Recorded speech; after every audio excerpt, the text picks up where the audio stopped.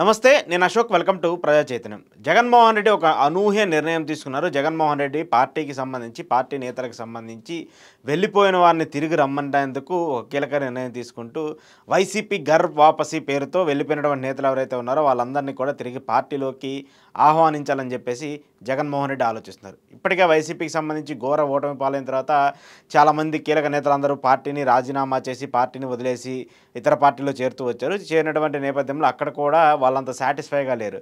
బాలినేని శ్రీనివాసరెడ్డి లాంటి వాళ్ళు కావచ్చు, లేదంటే మరికొంతమంది కీలక నేతలు వాళ్ళందరూ కూడా పార్టీని వదిలి జనసేన పార్టీలోనో, టీడీపీలో పార్టీలోనో, బీజేపీలోనో చేరుతూ వచ్చారు. అయితే వీళ్ళందరూ కూడా ఈ పార్టీలో చేరుతున్నటువంటి నేపథ్యంలో అక్కడ వాళ్ళకి తగిన ప్రాధాన్యత వస్తుందని చెప్పేసి అందరూ గుర్తిస్తూ వచ్చారు. కానీ ఎక్కడా కూడా వాళ్ళకి సంబంధించినటువంటి రాజకీయ ప్రస్తావన పైన ఎక్కడా కూడా వాళ్ళకి ప్రాధాన్యత రావట్లేదు. ప్రాధాన్యత రాకుండానే అక్కడ ఉన్నటువంటి కూటమికి సంబంధించిన నేతలు అయితే జనసేనలో చేరితేనేమో టీడీపీ వాళ్ళు విమర్శించడము, టీడీపీలో చేరితేనేమో జనసేన వాళ్ళు విమర్శించడం, ఇలాంటి విమర్శలను కూడా మనం ప్రధానంగా చూస్తూ వస్తున్నాం.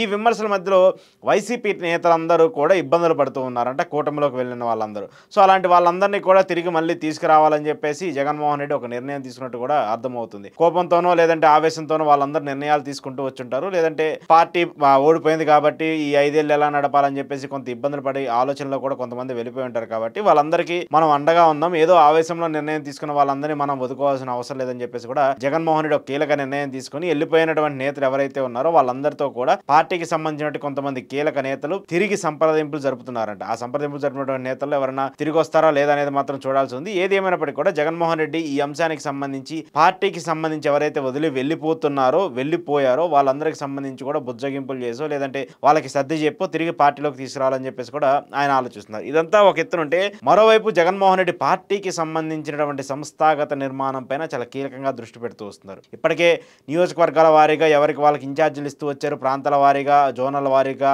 కొత్త వాళ్ళని నియమిస్తూ వచ్చారు. దాంతోపాటు 28 ఫిబ్రవరిలోనే ఎన్నికలు జరిగే అవకాశం ఉందని చెప్పేసి పార్టీ నేతలకి ఒక ఇండికేషన్ జగన్మోహన్ రెడ్డి ముందుగానే ఇచ్చేశారు. అంటే రాబోయే ఎన్నికలకు సంబంధించి ఇప్పటి నుంచే జగన్మోహన్ రెడ్డి ఒక ప్రీ ప్లాన్డ్ స్ట్రాటజీతో ముందుకు వెళ్ళబోతున్నారనేది మనకి ఆయన రాజకీయ శైలి చూస్తే అర్థమవుతుంది.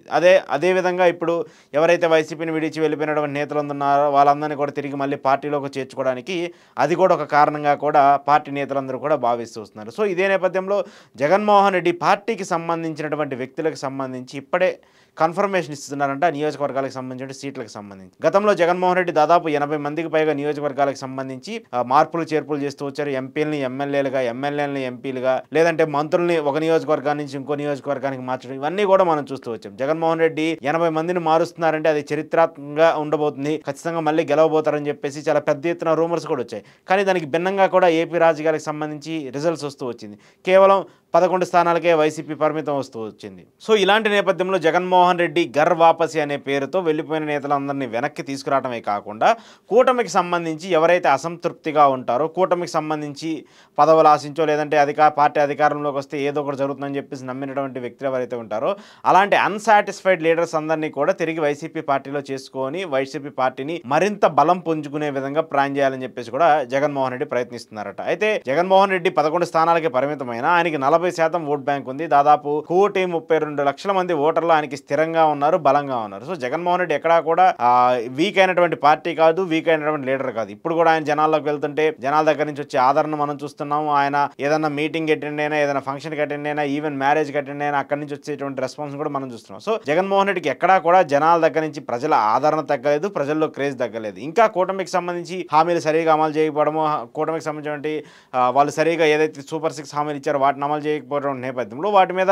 పెద్ద ఎత్తున పోరాటం కూడా చేస్తూ ఉన్నారు. ఈవెన్ కూటమికి సంబంధించిన నేతల్లో కూడా, ఎమ్మెల్యేల్లో కూడా కొంత అసంతృప్తి భావన ఉంది. చంద్రబాబు నాయుడు గారు ఎన్నికల్లో ఏదో హామీలు ఇచ్చేశారు, పవన్ కళ్యాణ్ ఏదో హామీలు ఇచ్చారు, మనం వాటిని అమలు చేయలేకపోతే రేపు మళ్ళీ ఎన్నికల్లోకి వెళ్ళి ఓట్లు అడగాలంటే ఎలా, ప్రజల దగ్గరికి వెళ్ళి వాళ్ళ దగ్గరికి వెళ్ళి మనం ఓట్లు అడగాలంటే ఎలా అనేటువంటి ఒక ప్రశ్నలో కూడా ఇప్పుడు కూటమికి సంబంధించిన ఎమ్మెల్యేలు అందరూ కూడా ఉన్నారు. సో ఇలాంటి నేపథ్యంలో, ఇలాంటి పార్టీకి సంబంధించిన వ్యవహారాలకు సంబంధించిన ఇలాంటి ఇష్యూస్ జరుగుతున్న నేపథ్యంలో జగన్మోహన్ రెడ్డి అసంతృప్తిలో ఉన్నటువంటి వాళ్ళ మీద ఫోకస్ పెడుతూ వచ్చారో, అలాగే పార్టీని విమర్శించి జగన్మోహన్ రెడ్డి విమర్శించి ఎవరైతే వెళ్ళిపోయారో వాళ్ళని కూడా తిరిగి తీసుకొచ్చి జరిగిన తప్పేదో జరిగిపోయింది, మీరు మళ్ళీ పార్టీ కోసము పార్టీ అభివృద్ధి కోసం పనిచేయమని చెప్పేసి ఆయన గర్వాపసి పేరుతో ఇలాంటి కార్యక్రమాన్ని కూడా చేపడుతూ వచ్చారు. సో ఇవన్నీ చూస్తుంటే జగన్మోహన్ రెడ్డి మార్పులకు సిద్ధమయ్యారు. ఆయనలో కూడా మార్పు వచ్చిందనేది కూడా ఇప్పుడు జరుగుతున్న పరిణామాలు కూడా మనం అర్థం చేసుకోవచ్చు.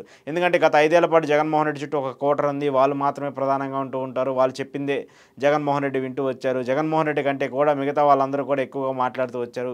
ఇలాంటి వ్యాఖ్యలన్నింటినీ కూడా మనం చూసాం. ఇలాంటి నేపథ్యంలో వాటన్నిటికీ స్వస్తి చెప్తూ జగన్మోహన్ రెడ్డి స్వయాన ఆయన వచ్చి రాజకీయానికి సంబంధించిన అంశాల మీద కావచ్చు, ముఖ్యంగా పార్టీకి సంబంధించిన బలోపేతానికి సంబంధించిన అంశాల మీద కూడా కీలకంగా దృష్టి పెట్టడంతో జగన్మోహన్ రెడ్డి మళ్ళీ మారారు, పార్టీకి సంబంధించిన రాజకీయాన్ని కూడా చేంజ్ చేశారని చెప్పేసి వైసీపీ కార్యకర్తలు అయితే ఒక సంతోషం కనిపిస్తుంది. దాంతోపాటు ఎవరైతే వెళ్ళిపోయినటువంటి నేతలు ఉన్నారో వాళ్ళందరినీ కూడా కాల్ బ్యాక్ చేయడానికి కూడా జగన్మోహన్ రెడ్డి ఒక ముందడుగు వేయబోతున్నట్టయితే మనకు